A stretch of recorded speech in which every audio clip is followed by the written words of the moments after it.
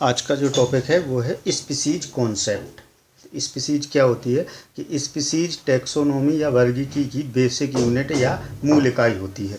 Species क्या है, इसे समझने के लिए वैज्ञानिकों ने समय समय पर अनेक सिद्धांत प्रस्तुत किए हैं, जिनके बारे में मैं आपको बता रहा हूँ कि वो इस प्रकार हैं। इसमें सबसे पहला जो सिद्धांत है वो है टाइपोलॉजिकल स्पीसीज कॉन्सेप्ट।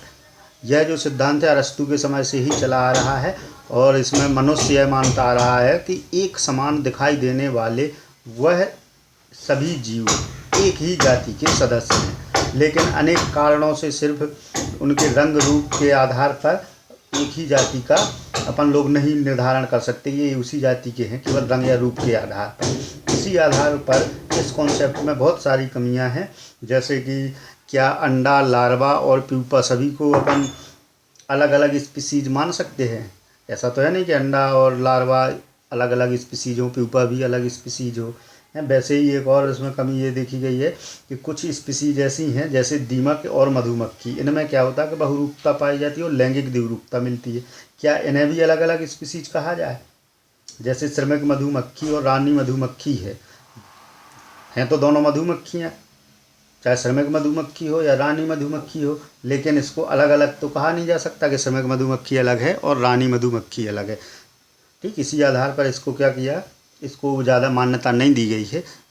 और दूसरा सिद्धांत वैज्ञानिकों द्वारा प्रस्तुत किया गया है वो है आपका स्टैटिक कॉन्सेप्ट ऑफ स्पीसीज। यह जो सिद्धांत है ये लीनियस के द्वारा दिया गया है, जिसके अनुसार इन्होंने बताया कि जो स्पीसीज या जाति होती है वो अपरिवर्तनशील होती है, अर्थात स्पीसीज या जाति जैसी आज है वैसी कल भी थी और आगे भी वैसी ही रहेगी।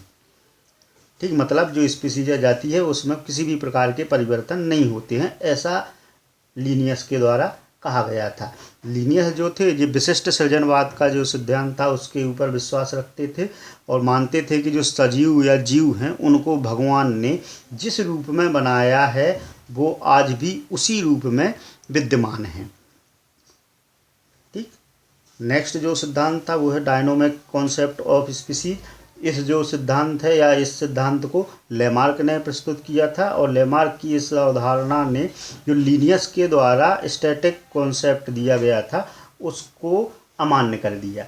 और इस सिद्धांत में उन्होंने बताया कि जो स्पीसीज या जाति है वो निरंतर परिवर्तनशील है, अर्थात उसमें हमेशा परिवर्तन होते रहते हैं और जो जाति के कैरेक्टर्स हैं ये एक पीढ़ी से दूसरी पीढ़ी में हमेशा परिवर्तित होते रहते हैं। यानी जो जाति एक पीढ़ी में थी अगली पीढ़ी में उसमें कुछ ना कुछ कैरेक्टर्स में बदलाव जरूर आ जाता है, इसी को इन्होंने विकास कहा है। ठीक, तो जो डायनोमिक कॉन्सेप्ट है जो लेमार्क द्वारा दिया गया था इसमें सीधा सीधा क्या कहा गया कि जो स्पीसीज है वो आपकी कैसी है, परिवर्तनशील है, अर्थात जो जाति है उसके लक्षणों में एक पीढ़ी से दूसरी पीढ़ी में हमेशा परिवर्तन होते रहते हैं, जिसको विकास कहते हैं। जो नेक्स्ट आपकी थ्योरी है वो कौन सी है, आपकी बायोलॉजिकल कॉन्सेप्ट। तो ये जो सिद्धांत है इसको मेयर द्वारा दिया गया था, जिसमें इन्होंने बताया कि ऐसे सभी सदस्य जो आपस में प्रजनन या रिप्रोडक्शन कर सकते हैं तथा प्रजनन करके अपने जैसी संतान उत्पन्न कर सकते हैं एक जाति के सदस्य होते हैं।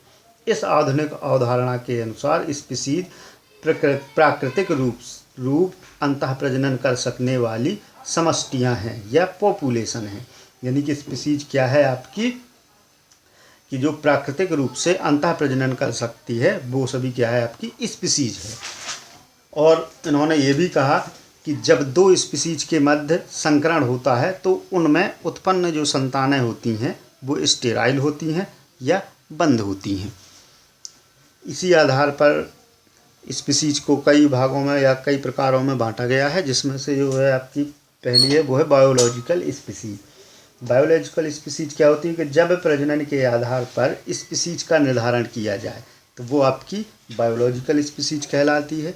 नेक्स्ट है आपकी टैक्सोनोमिक स्पीसीज, यानी कि जब स्पीसीज का निर्धारण उसके बाहरी लक्षण या बाह्य लक्षण या मॉर्फोलॉजिकल कैरेक्टर के आधार पर किया जाए तो वो टैक्सोनोमिक स्पीसीज कहलाती है। अगली है आपकी बायोटिक या बायोटाइप। बायोटाइप यानी एक ही स्पीसीज के ऐसे सदस्य जो समान वातावरण में रहते हैं और उनमें कुछ जेनेटिक विभिन्नताएं उत्पन्न हो जाती हैं, ऐसे सदस्य बायोटाइप कहलाते हैं। कि जो रहते तो एक ही समान के बात एक ही जैसे वातावरण में हैं और उनमें क्या हो जाती है, लेकिन कुछ जो आनुवंशिक विभिन्नताएं हैं वो उत्पन्न हो जाती हैं, तो वो आपके बायोटाइप कहलाते हैं। जैसे एक एग्जाम्पल दिया गया है कि गोभी है, तो गोभी की एक ही वातावरण में जो उत्पन्न होता है गोभी, लेकिन उसकी भी कितनी 3 वैरायटियाँ हैं जो अलग अलग हैं। जैसे पत्ता गोभी अलग होता है, फूल गोभी अलग होता है और गांठ गोभी अलग होता है। लेकिन रहते तो ये सब एक ही वातावरण में, लेकिन इसकी जो वैरायटी हैं वो कैसी हो जाती हैं, अलग हो जाती हैं। नेक्स्ट स्पीसीज है वो है इकोटाइप। इकोटाइप क्या होता है कि एक ही स्पीसीज के ऐसे सदस्य जो अलग अलग वातावरण में रहते हैं, ठीक, यानी एक ही जाति के ऐसे सदस्य जो अलग अलग वातावरण में रहते हैं तथा इनके जो करैक्टर हैं या इनके जो करैक्टर्स हैं उनमें जेनेटिक विभिन्नताएं पाई जाती हैं, यानी आनुवंशिक विभिन्नताएं पाई जाती हैं, तो वो कौन से कहलाते हैं, आपके इकोटाइप कहलाते हैं। यानी सीधा सीधा कहें तो एक ही स्पीसीज के सदस्य जो एक समान वातावरण में रहते हैं लेकिन उनमें क्या हो जाती है, आनुवंशिक विभिन्नताएं अगर आ जाएं तो वो आपके इकोटाइप कहलाने लगते हैं। ठीक, नेक्स्ट जो स्पीसीज है वो है आपकी इकोफेन। इसको एकैट्स भी बोलते हैं। ये क्या होता है कि इसमें क्या होता है कि एक ही स्पीसीज के ऐसे सदस्य जिनमें वातावरण के कारण विभिन्नताएं पाई जाएं, ये विभिन्नताएं जेनेटिक नहीं होती हैं। ठीक, ये विभिन्नताएं अस्थायी भी होती हैं, मतलब कि ऐसे एक ही जाति के सदस्य जिनमें वातावरण के कारण विभिन्नताएं तो पाई जाती हैं लेकिन ये विभिन्नताएं कैसी जेनेटिक नहीं होती हैं। जबकि इकोटाइप्स में कैसी थी कि जेनेटिक्स विभिन्नताएं थी, लेकिन इकोफेन में ये विभिन्नताएं जेनेटिक या आनुवंशिक नहीं होती हैं और ये कुछ समय के लिए होती हैं, यानी अस्थायी होती हैं। नेक्स्ट जो स्पीसीज वो है आपकी सिबलिंग स्पीसीज। सिबलिंग स्पीसीज यानी ऐसी स्पीसीज जो आपस में प्रजनन नहीं करती है पर आकारिकी रूप से समान होती है। यानी इनकी जो स्पीसीज है या जो सिबलिंग स्पीसीज है इनमें आपस में किसी भी प्रकार का रिप्रोडक्शन नहीं होता है, लेकिन इनकी जो मॉर्फोलॉजिकल कैरेक्टर हैं या आकारिकी रूप से यदि इनको देखा जाए तो ये एक समान दिखाई देती हैं, ये सिबलिंग कहलाती हैं। नेक्स्ट है आपकी एलोपेट्रिक। एलोपेट्रिक यानी कि ऐसी स्पीसीज जो भौगोलिक अवरोधों जैसे पहाड़, समुद्र आदि के कारण उत्पन्न स्पीसीज जिनमें जेनेटिक अवरोध उत्पन्न हो जाते हैं, यानी जो जेनेटिक अवरोध होते हैं वो इनमें उत्पन्न हो जाते हैं काहे की वजह भौगोलिक परिस्थिति की। जैसे कुछ स्पीसीज पहाड़ों पर रहती हैं, कुछ समुद्र में पाई जाती हैं, वो आपकी कौन सी कहलाती हैं, एलोपेट्रिक। और नेक्स्ट लास्ट है आपकी सिम्पेट्रिक। सिम्पेट्रिक ऐसी स्पीसीज होती है यानी कि समान भौगोलिक क्षेत्र में जो रहती हैं लेकिन इनमें जेनेटिक अवरोध उत्पन्न हो जाए।